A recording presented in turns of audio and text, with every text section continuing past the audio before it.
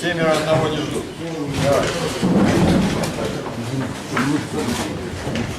Значит так.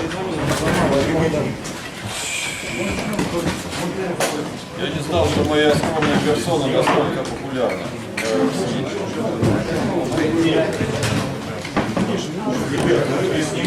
Значит, я коротко я буду говорить, вы уже там, кто там хочет слушать, кто не хочет, мне уже все равно. Значит, сегодня ополчение вело тяжелые бои в районе города Шахтерска, Тореза, Снежного, в районе Саур-Могилы, в районе высоты 198,3, в районе Мариновки и Степановки. Бои носили исключительно ожесточенный характер. Противник ударами с юга и с севера стремился завершить окружение донецкой группировки ополчения.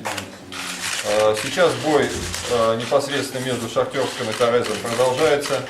Ополчение атакует противника, стремясь выбить его с стратегически важного блокпоста номер 20 на Т-образном перекрестке между Торезом и Шахтерском.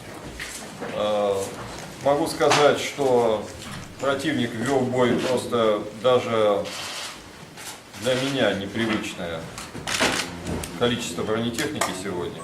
То есть, наверное, ну, единиц может быть 200, может быть 250. Я даже, честно говоря, не понимаю, сколько сказать, сколько сегодня было противника введено в действие техники.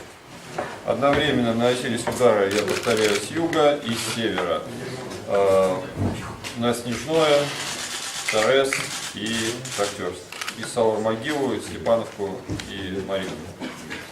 В результате ожесточенных боев большая часть атак противника отбита. Под Мариновкой взяты в плен трое офицеров вооруженных сил Украины, уничтожен один танк, 2 БТРа. В Степановке также противник отражен, Степановка осталась за нами. В настоящее время идет тяжелый бой, продолжается тяжелый бой за Саур-Могилу, но Саур-Могила остается в руках ополчения. Также отражены атаки противника на высоту 198,3, которая находится южнее населенного пункта Дубровка, который также остается в наших руках, и которая находится непосредственно где-то в 200 метрах от территории России. В ходе этого боя было уничтожено 4 танка, 4 БТРа, все они сгорели. Среди убитых находятся наемники негроидной расы. Вы, если заедете со стороны Куйбышева, значит, командир местного подразделения ополчения готов предоставить вам для съемок трупы убитых. Они пока остаются на поле боя, не тронутые, специально для того, чтобы их можно было отснять. Каким образом вы их сможете туда проехать, это уже ваши проблемы, но я в данном случае вас информирую.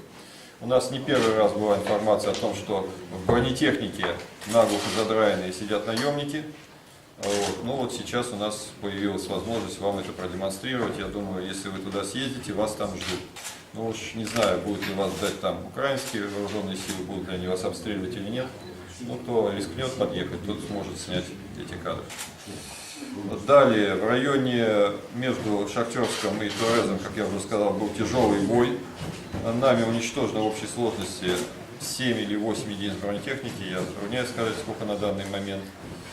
Большое количество солдат противника. Наши потери составили около 30 человек убитых и раненых, к сожалению. Ну, большая часть раненых. Бой там продолжается, мы рассчитываем восстановить сегодня до темноты, восстановить связь между Шахтерском и Торезом, поскольку атака идет с обоих сторон, и противник уже начинает отступать.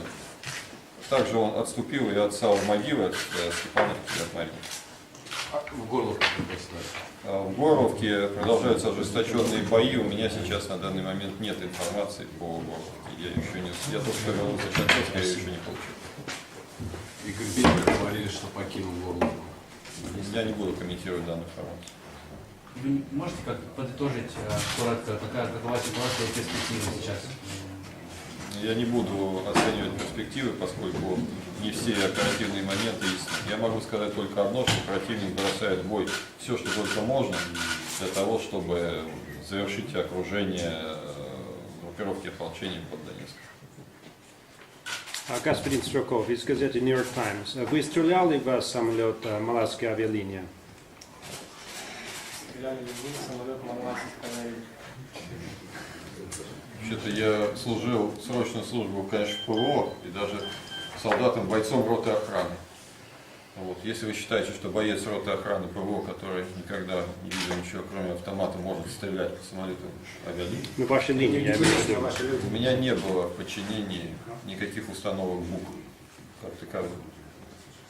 Тем более, соответственно, я не мог дать приказа им стрелять по самолетам малайских авиалиний. Еще вопросы? 2-3 вопроса, и я заканчиваю. Игорь Иванович, на ваш взгляд, как-то связана активизация украинских силовиков с приездом международных наблюдателей, которые должны доехать до места катастрофы? Потому что так совпало, что Шахтерск, они в Шахтерске стянули силы ровно перед приездом международных наблюдателей. Ну, допустим, наступление они начали накануне, и движение к Шахтерску они начали уже накануне вечером. Утро шли всю ночь и к утру достигли данной позиции. Я не берусь судить, насколько это было привязано или не привязано к приезду представителей ОБСЕ. Возможно, да.